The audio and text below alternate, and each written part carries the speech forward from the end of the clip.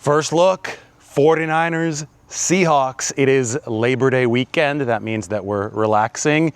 You can guess where I am. I think yesterday's video from New York City is a good enough hint. I'll let you know a little bit later in the video, but we've got to talk about this week one matchup.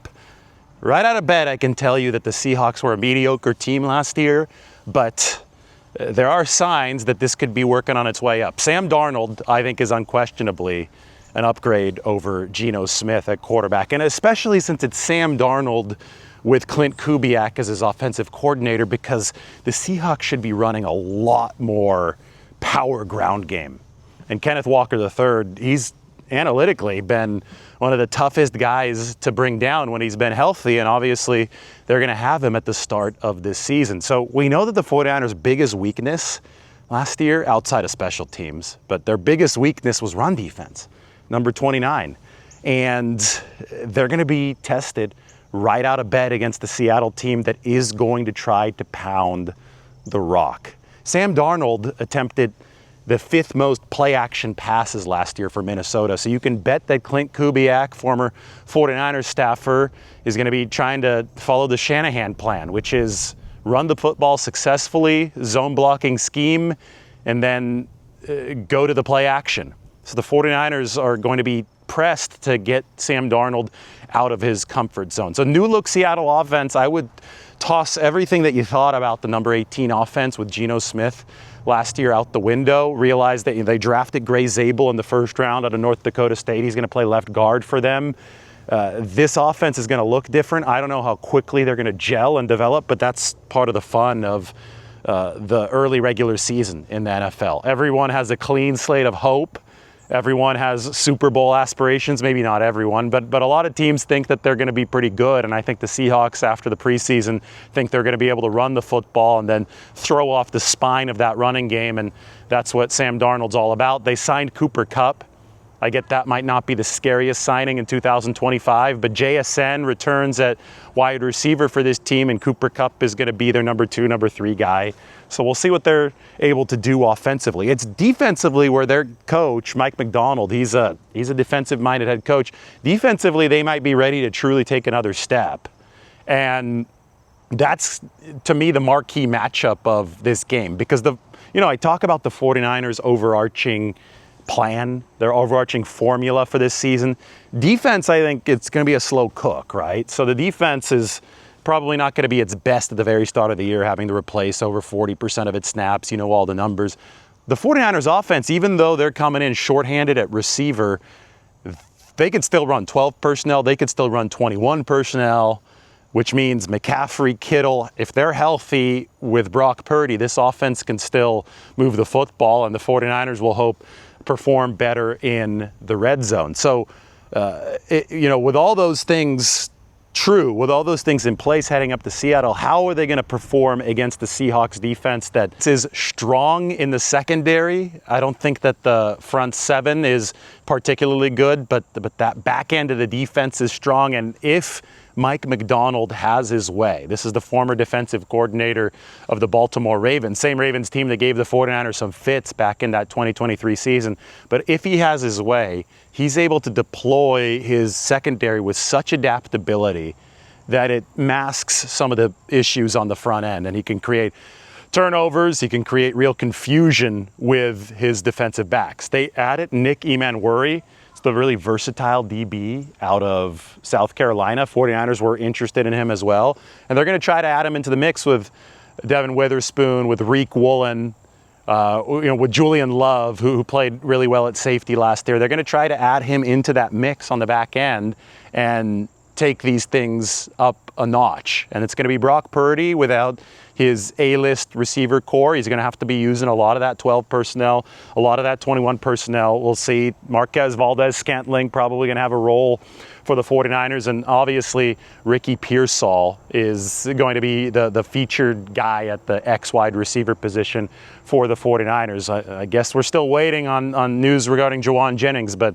if you're the 49ers and you're making a game plan right now, I think that you're making the game plan around McCaffrey, around Kittle, and around Pearsall at the top X wide receiver spot against what should be an intriguing Seattle defense, because they're in year 2 under a good coordinator. 49ers favored by about a field goal in this game. And that makes a whole lot of sense because of the superstar advantages that they have. But everything is the danger zone in the NFL, and particularly for a team like the 49ers, which has such a just large general question mark surrounding two phases of the game, defense and special teams. And I guess that the question mark bleeds into the offense because of the receiver injuries and the fact that that side of the ball isn't settled. So I think that we're ripe for a particularly unpredictable week one. That being said, we know that Brock Purdy is better than Sam Darnold. He was the QB1 when Sam Darnold was his backup in San Francisco. And the 49ers have a more consistent commodity at the most important position at quarterback. And that generally is what is most important in this league. They also have key superstars that the Seahawks don't have at many important positions. I get that the Seahawks have Walker at running back, but the 49ers answer with McCaffrey and Brian Robinson. I get that the Seahawks have a good receiver in JSN and a veteran in Cooper Kupp, but again, the 49ers have Kittle, McCaffrey, and I think that Ricky Pearsall's on his way to a big season for the 49ers. So these two teams are going to play again in Week 18. They're probably going to look very different than they do here in Week 1. It's the bookends to the season. But even if you just compare the offenses and who's available in this game, the 49ers have the edge over Seattle. Offensive line-wise, the Seattle offensive line wasn't good last year. Like I said, Charles Cross at tackles had a big trouble blocking Nick Bosa whenever the 49ers and Seahawks have played. I mean, some of Bosa's big, 14 pressure games have come against Seattle, and he continues to deliver against Seahawks offensive tackles. I think he's going to be in position to do so again, but the 49ers do have to stop that run game. If San Francisco can't stop the run, a lot of their purported advantages go out the window. That's what happened to this team last year. That's why they brought back Robert Saleh. That's why every single move that the 49ers have made defensively over the course of this offseason has been geared toward fixing that issue. And then, there's such history of the 49ers going into Seattle and committing a special teams gaffe that just blown the game for them. I understand that was an almost gamely occurrence last year, so it wasn't just the Seahawks as an opponent that benefited from bad 49ers special teams plays, but that could also be a big equalizer on Sunday in the Pacific Northwest. So we know the 49ers have also cleaned house there, and now they're entering this game. It's a blank slate. It really is, for defense and for special teams. We'll see exactly where this build is starting.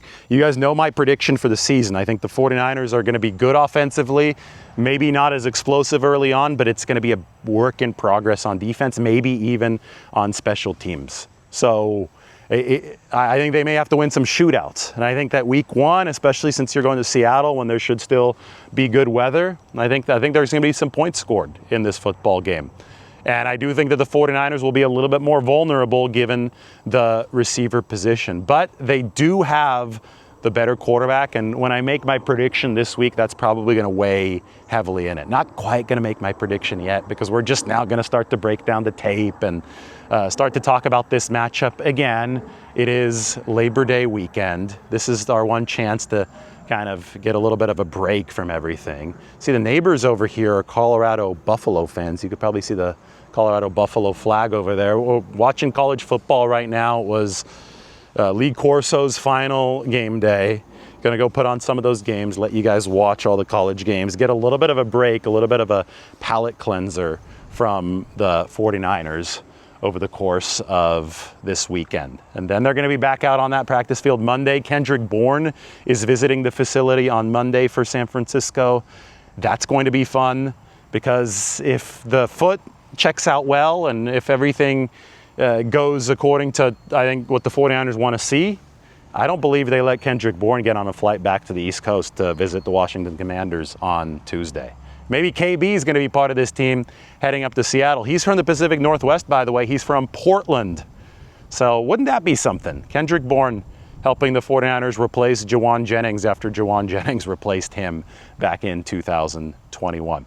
There's your first look, 49ers Seahawks. It's going to be fun. We're going to break this down every which way over the course of this week. Make sure you're having a good weekend away from the NFL, though, because the tidal wave is coming. It's about to get really, really fun. Oh, by the way, we're in the Hamptons. I promised you I'd let you know at the end of the video. Checking off a new spot, and it's quite nice. The weather is perfect. I thought it was going to be all too humid out here in late August, but I think it's unseasonably cool.